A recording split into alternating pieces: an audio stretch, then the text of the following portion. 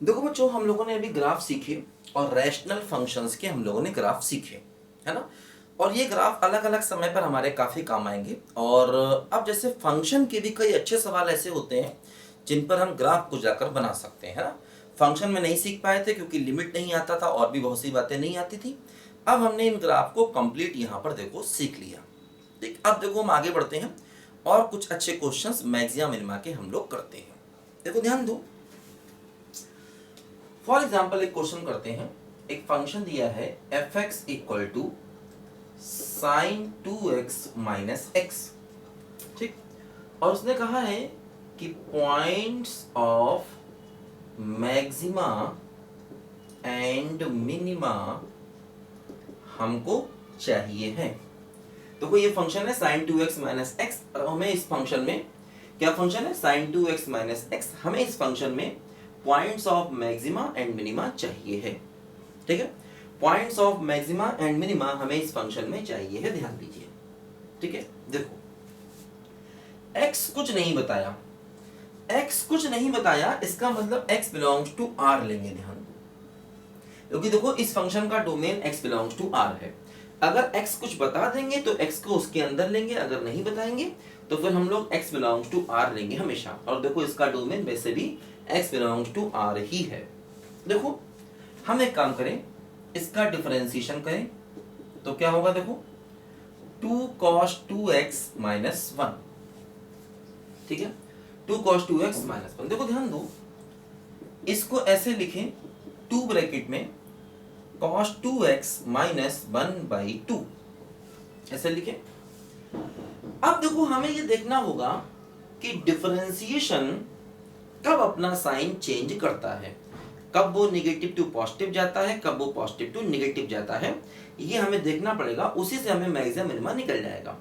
एक तरीका तो ये होता है कि आप डबल डेरिवेटिव को निकालिए, है ना। एक तरीका तो ये होता है डिफरेंशिएशन जीरो करके डबल डेरिवेटिव निकालो, फिर देखो क्या है। एक तरीका मैंने बताया था फर्स्ट डेरिवेटिव टेस्ट से ही चेक कर लेते हैं। तो हम लोग कोशिश करेंगे कि फर्स्ट डेरिवेटिव टेस्ट को ही लगाएंगे, ध्यान दो, है ना। फर्स्ट डेरिवेटिव टेस्ट को ही लगाएंगे जहां तक पॉसिबल होगा, क्योंकि उसको लगाना इजी होता है। डबल डेरिवेटिव में कई बार थोड़ी कैलकुलेशन बढ़ जाती है और चाहे तो डबल डेरिवेटिव भी लगाया जा सकता है। देखो जैसे हम लोग फर्स्ट डेरिवेटिव से करते हैं। देखो जैसे अगर हम यहां पर cos 2x का ग्राफ प्लॉट करें, है ना, cos 2x का अगर हम लोग ग्राफ बनाएं, देखो क्या होगा यहाँ पर, इस फंक्शन का पीरियड क्या होगा 2π/2 यानी कि पाई। cos का पीरियड 2π होता है तो cos 2x का पीरियड पाई हो जाएगा। ठीक, तो देखो हमने इसका ग्राफ बनाया पाई पीरियड लेकर के इस फंक्शन का। देखो cos फंक्शन का ग्राफ हम लोग बनाएंगे, देखो इस तरह से।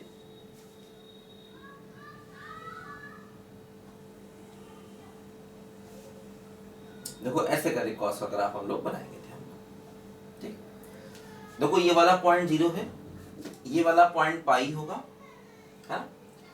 इस फंक्शन का पीरियड पाई है तो ये 0 है, तो देखो ये वाला पॉइंट पाई हो जाएगा, ध्यान दो, क्योंकि इस फंक्शन का पीरियड पाई है, ध्यान दो, है ना। तो ये पॉइंट 0 है, देखो ये पाई हो जाएगा, और ये पॉइंट देखो हो जाएगा π/2, ये पॉइंट हो जाएगा π/4, और ये पॉइंट हो जाएगा 3π/4। देखो अब यहाँ पर 1/2 वाली लाइन को देखो, 1/2 वाली लाइन को देखो, ये 1/2 वाली लाइन हो गई। देखो 1/2 वाली लाइन, ठीक, ये लाइन 1/2 की लाइन है, क्योंकि हमें देखना है cos 2x कब 1/2 से ज्यादा होगा और कब 1/2 से कम होगा, ये हमको यहाँ पर देखना है। तो देखो ये 1/2 वाली लाइन हो गई, ध्यान दो। देखो ये 1/2 कब होगा, है ना, ये वाला पॉइंट क्या होगा कि cos 2x की वैल्यू 1/2 कब होगी, है ना।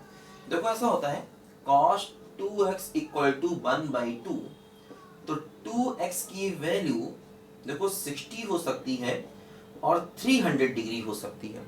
60 पर cos की वैल्यू 1/2 होती है और 300 डिग्री पर भी cos की वैल्यू 1/2 होती है। फर्स्ट क्वाड्रेंट में cos पॉजिटिव होगा और फोर्थ में cos पॉजिटिव होगा, मतलब देखो x हो जाएगा 30 डिग्री और 150 डिग्री। 30 डिग्री का मतलब क्या हुआ बोलो, π/6, है ना। 30 डिग्री मतलब क्या बोलो पाई बाई 6।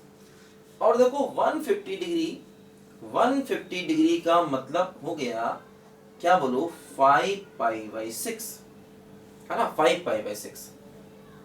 ठीक है, तो 60 पर cos 2x, तो कि 2x एंगल है तो 2x की वैल्यू 60 होगी या 300 डिग्री होगी, है ना। क्योंकि देखो फर्स्ट क्वाड्रेंट में 60 पर cos की वैल्यू 1/2 होती है और फोर्थ में 300 डिग्री पर cos की वैल्यू 1/2 होती है। तो देखो ये वाला पॉइंट आ गया 60 डिग्री मतलब पाई बाई 6, है ना। और ये वाला देखो पॉइंट आ गया 5 पाई बाई 6। देखो ये 3 पाई बाई 4 है, 3 पाई बाई 4, और ये क्या है बोलो 5 पाई बाई 6, जहां पर cos की वैल्यू फिर से 1/2 है। देखो ये वाला गैप 30 डिग्री का है, क्योंकि देखो सॉरी 15 डिग्री का है। देखो जैसे ये 45 डिग्री और ये 30 डिग्री, तो गैप कितना हो गया बोलो 15 डिग्री का। देखो जैसे ये 3 पाई बाई 4 मतलब 135 डिग्री और 150 डिग्री, गैप कितने का हो गया बोलो 15 डिग्री का, है ना।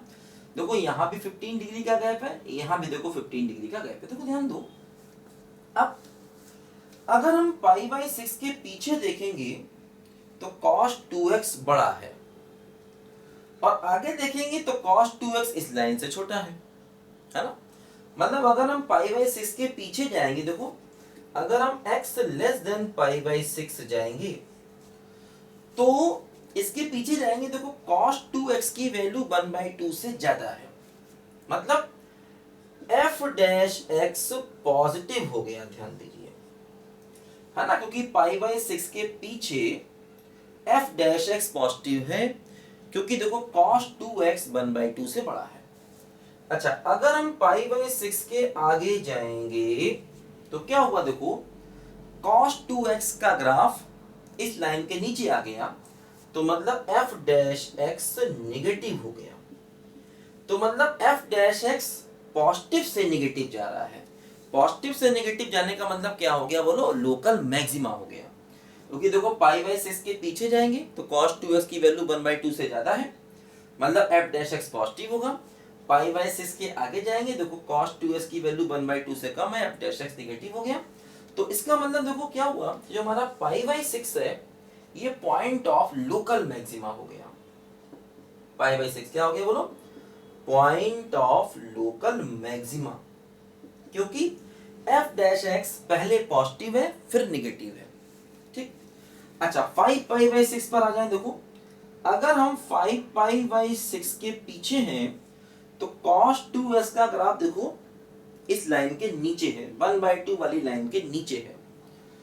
तो 1/2 वाली लाइन के नीचे है मतलब वैल्यू कम है, यानी f डैश x निगेटिव हो जाएगा, ध्यान दीजिए। क्योंकि 5 पाई बाई 6 के पीछे जाने पर ग्राफ इस लाइन के नीचे है, मतलब cos 2x की वैल्यू कम है, और cos 2x की वैल्यू कम होने का मतलब पूरा टर्म निगेटिव हो गया। ठीक, अच्छा अगर हम x greater than 5 pi by 6 लेंगे, देखो क्या हुआ 5 पाई बाई 6 के आगे जाते ही ग्राफ इस लाइन के ऊपर हो गया। ग्राफ इस लाइन के ऊपर होने का मतलब cos 2x की वैल्यू इससे ज्यादा हो गई, यानी f डैश x पॉजिटिव हो गया, ध्यान दो। तो मतलब क्या हुआ देखो f dash x negative to positive जा रहा है, यानी 5 pi by 6 is point of local minima, ये हो गया, है ना।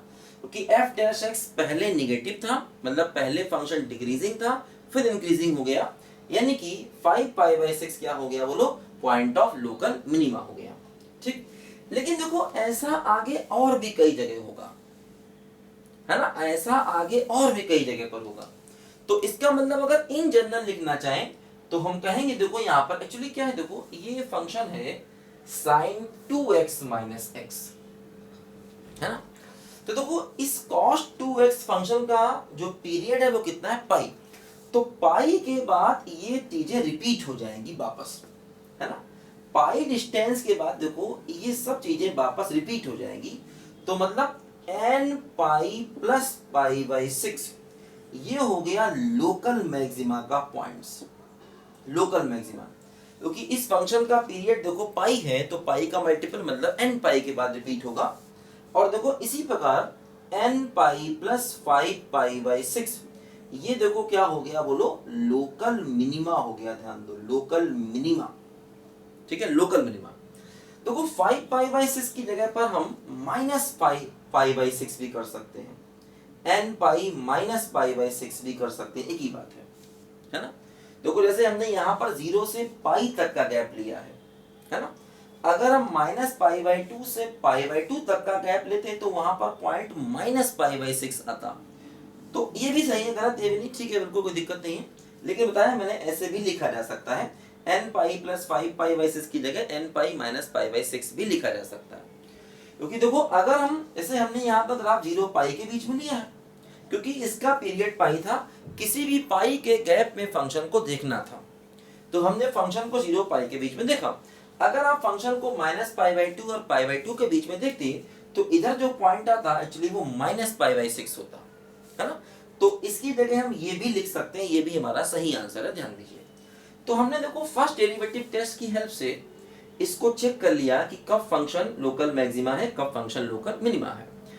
अब हम हायर ऑर्डर वाले मेथड से भी कर सकते हैं, है ना, डबल डेरिवेटिव से भी हम इस क्वेश्चन को आसानी से कर सकते हैं। लिखो जरा बच्चों पहले ध्यान से इसको जल्दी से।